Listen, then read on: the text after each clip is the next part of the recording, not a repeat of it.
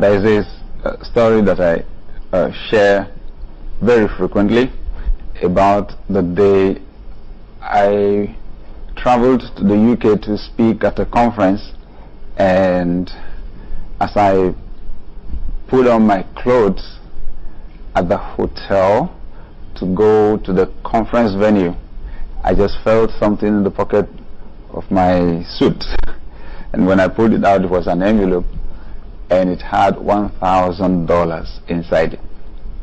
Oh my, oh my. I can't forget that day. You know why? Just simply because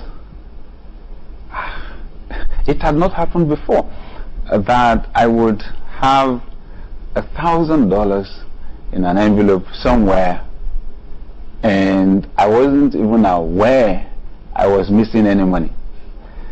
I immediately had flashbacks in my mind, you know, to the time when previously I would need money. I mean, small amounts of money, and I would begin to check the pockets of my trousers and my shirts, and when I didn't find any money, then I began to check through all my books. I even checked the Bible too. I would look through all my books just hoping that there was some note that I had somehow forgotten. Well, I kind of knew I didn't forget, but I was just hoping that I did. And to now have $1,000 in an envelope, it was mine, and I didn't even know I was missing anybody. I mean, my heart was filled with gratefulness. Okay, so I know there are many people that are still in the situation that I was in before, the scenario where the money is not enough. There are many things you long to buy, many things you would be able to do. Many of them are actually just basic, but the money to do those things or to buy those things is just not there. So today I want us to discuss some of the basic principles that control the flow of money. I'll never forget the day I was walking through the airport hotel in Ikeja, Lagos, and I saw a bookshop. It was a small bookshop, so I branched in. So as I was looking through the books on the shelf, my eyes fell on a particular one that grabbed my attention. It did not just get my attention, it grabbed it. It was titled Think and Grow Rich by Napoleon Hill. Wow. Think? They had not told me that before. That you can think and grow rich. I knew about work and you grow rich. But think. Wow. So there's a connection between thinking and wealth. Absolutely yes, there is. So that's our starting point today. So I began to read. I began to listen to audio, speeches on audio. I began to watch speeches on video over and over and over and over. And then I got close to some mentors who were way ahead of me. I realized that hanging around them shifted my mind. Oh yes, they already were what I wanted to become. So when I hung around them, I observed a few things. I observed that their speech was different, more positive. Yes, I observed that about wealthy people when I began to get close to them. That they are positive. Okay, they have a positive outlook on life. It's amazing.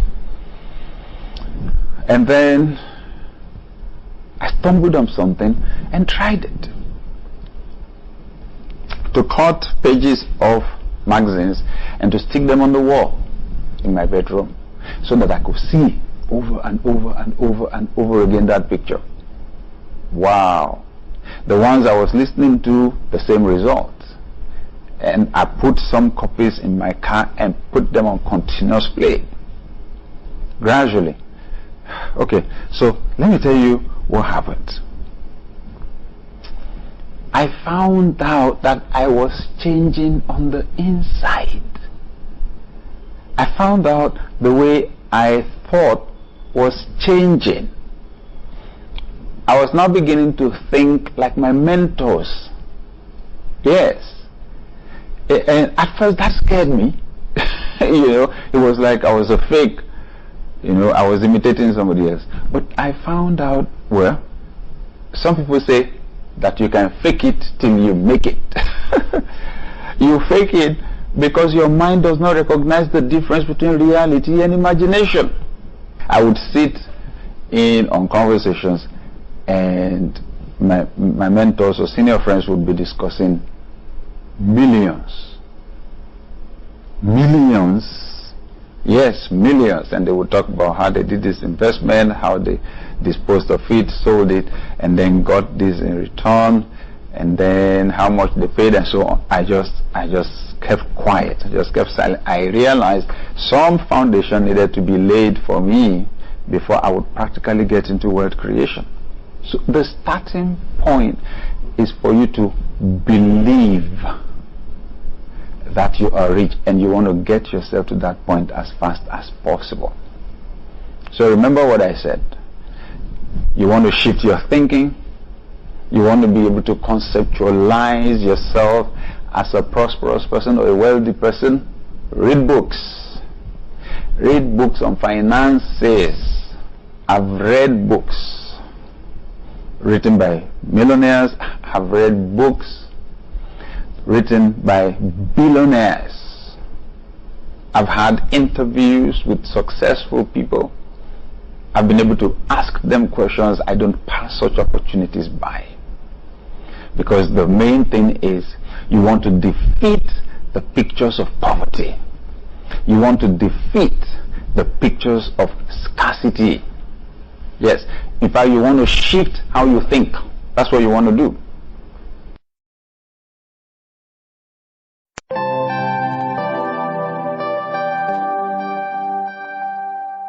Someone said for you to do something you have never done before, you must become someone you have never been before.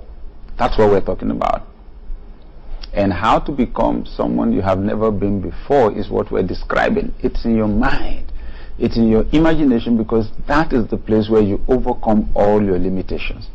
That is the place where you can choose to make the rich man or rich woman your friend. That is where you can visit them at home. That's where you change your car. It's there in the imagination. But more than just thinking, we said you've got to believe.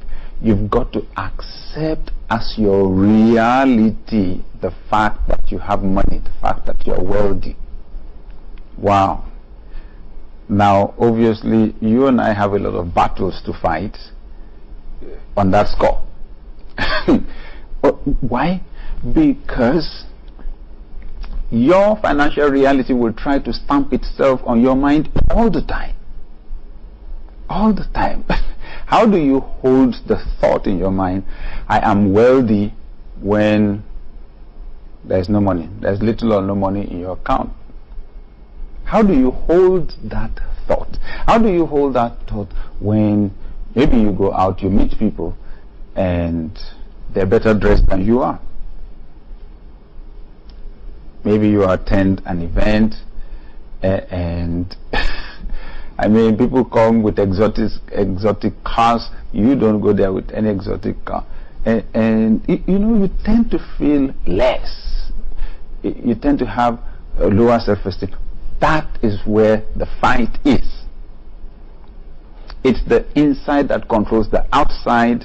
We should not allow the outside to control the inside. The outside can program the inside. That's what we need to watch out for. That's where the big risk is. That we can so adapt to the outside that we absorb it inside, and we don't realize it. It just creates the dynamics for us. Just creates the dynamics of poverty. Just perpetuates what has been there that is undesirable. Okay? To have money flow towards you, you need to decide that you are prosperous. So I'm talking about the decision. There's power in decision making. You've got to make a choice.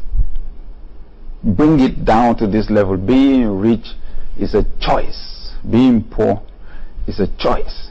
I know that there are people around the world that suffer injustices, and poverty for them is not a choice. I'm aware of that. There are people that are being deprived right now of their freedom around the world. But for most parts of the world, it's a choice. We still have the power to make the choice. Somebody says, but the point is, I don't have a qualification. I don't have the social pedigree. Excuse me. Don't focus on what you don't have. You have your imagination, use it. Decide. Make up your mind. There's power in decision making. Make up your mind that you are getting prosperous. It's amazing. So somebody says, but that's the challenge. I just can't figure out how. How will come to you? Define what first. How will come to you? That's the way it works.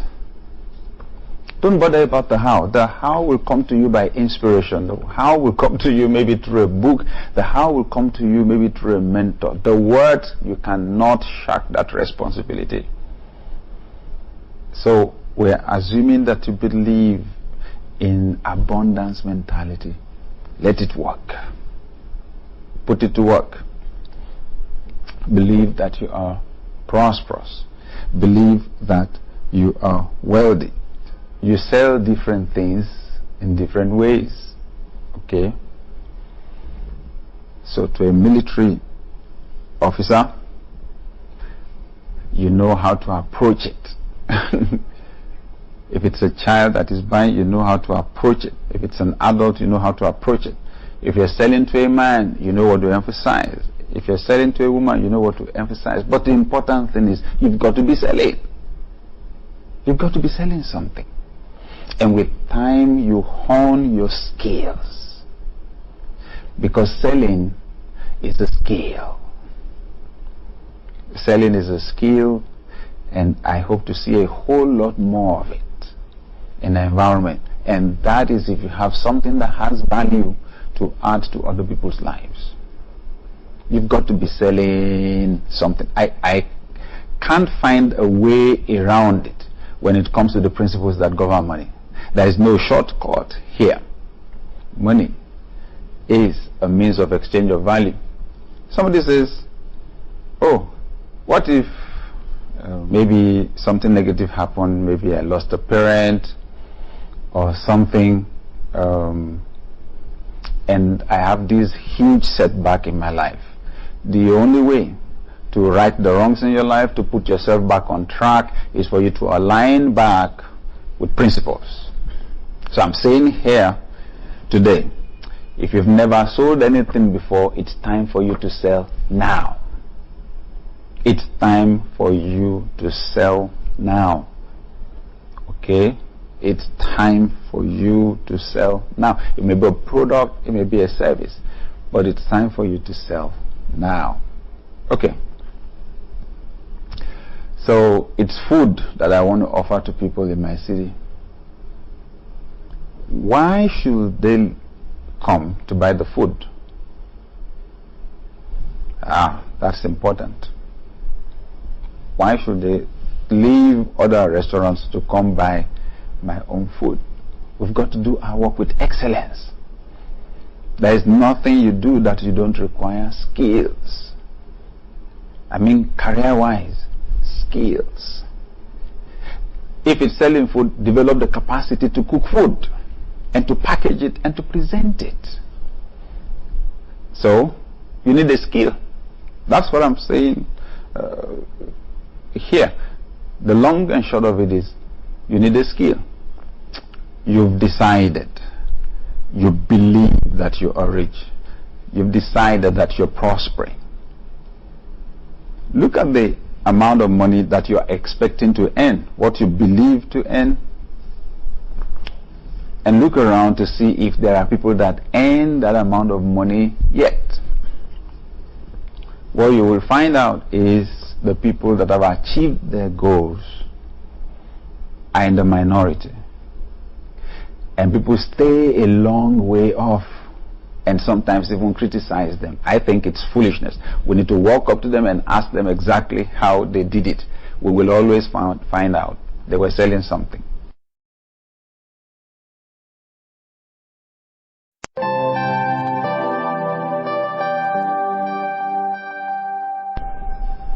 If you want to earn more money, if you want to scale up, if you want to upgrade your finances, you know exactly what to do. It's either you are improving the quality of the products and services that you offer, or you are increasing the quantity of products or services that you sell. Improving the quality works. Prioritize that, because the unit price of your product, of what you offer, will go up, or the unit price of your time will go up. You will make more money without having to serve more people. Now, you can also increase the quantity. I mean, if you were selling to 20 people before, you sell to 50 people now, your income is obviously going up. I want to advise that you please invest some of your time and some of your money in improving your skills. It's life-changing. It's life-transforming. And come to think of it, in the times that we are in, things are changing fast. Technology is changing fast. Knowledge is changing or growing fast. So to even maintain your position, relative position in your industry, you need to be up to speed on what's going on. You need to be reading. You need to be studying. Please invest your money in improving your skills. Invest your time in improving your skills. Each time you do an upgrade in your skill like that, it shifts things for you financially. And sometimes shifts things financially forever. I don't know. Some people have a challenge. Going back to school, I agree. Not everybody is gifted with academic intelligence, so school may just not be their thing. But we may stop schooling, we must not stop learning. We may stop schooling, but we must not stop learning. You can serve as an apprentice under someone. In fact, when you join an organization that is in alignment with your own visions and dreams and your life assignment, I encourage put in 5 straight years and just bury yourself into that line of industry, because you want to understand it. I had a billionaire say recently that people talk a lot about capital in business. He said, I think you need to focus more on knowledge than on capital.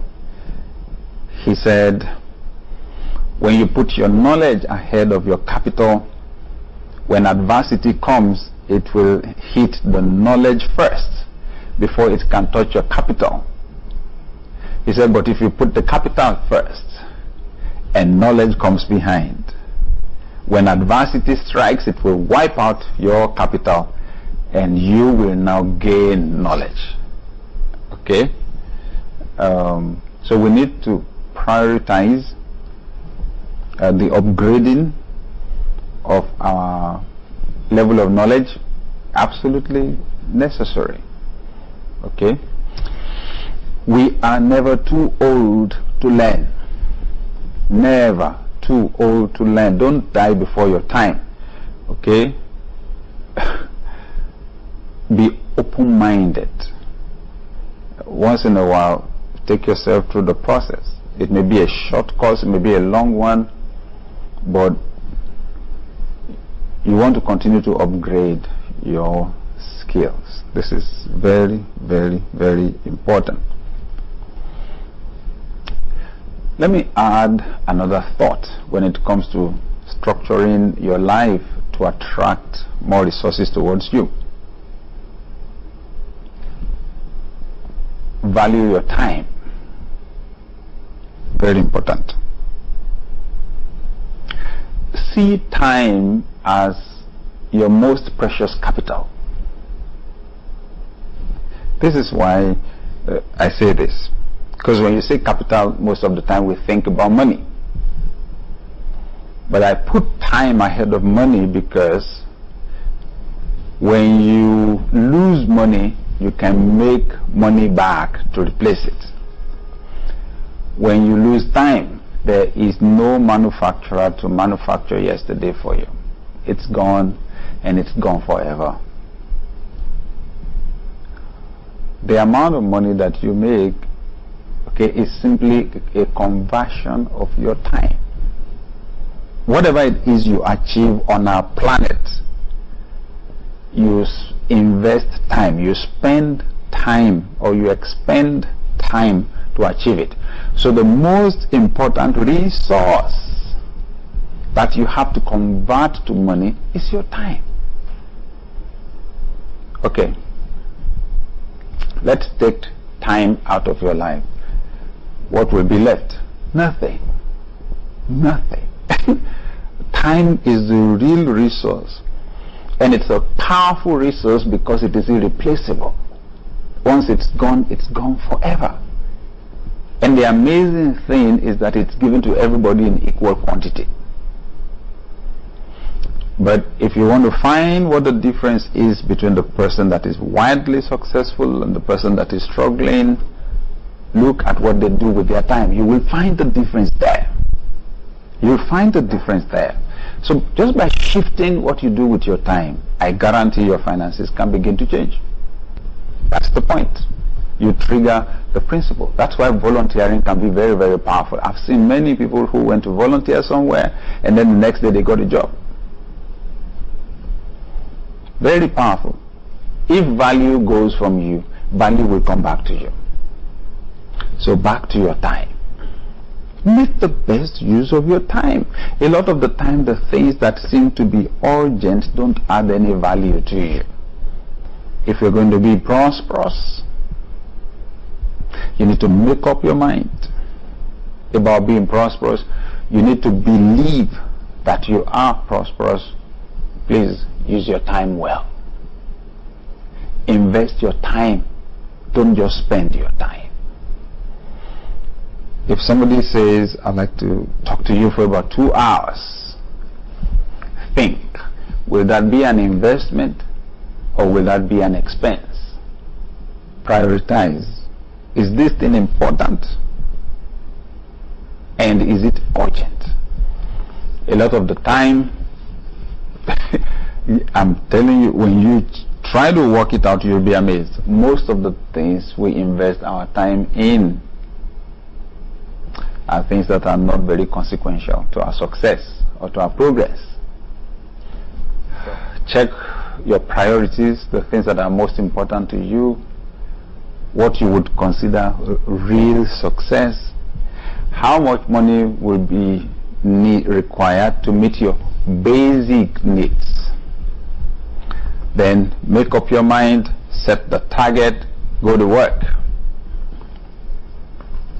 Adjust what you invest your time in, and it can make a world of difference. I want to encourage for us to acquire books on finances. It's amazing, sometimes people can read all sorts of books but not read a single one. A single one in the area that really matters to them. I hope that you, dear listener, will take practical action today.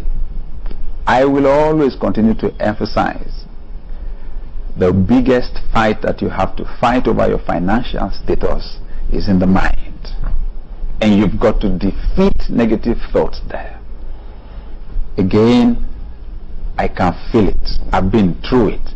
I understand how it feels when you don't even know where the next meal is coming from. And we are asking you to believe that you are rich and to believe that you're going to have money. Okay? So it's tough, it's hard, but it is absolutely possible. It's absolutely possible. Don't accept poverty as your destiny. Don't accept mediocrity or poor quality living as your destiny. Don't. Make that shift in your thinking. Make that shift in your life. You may look weird to people around you, but I guarantee we're talking about principles, and principles have no respect for persons. These principles will work for you.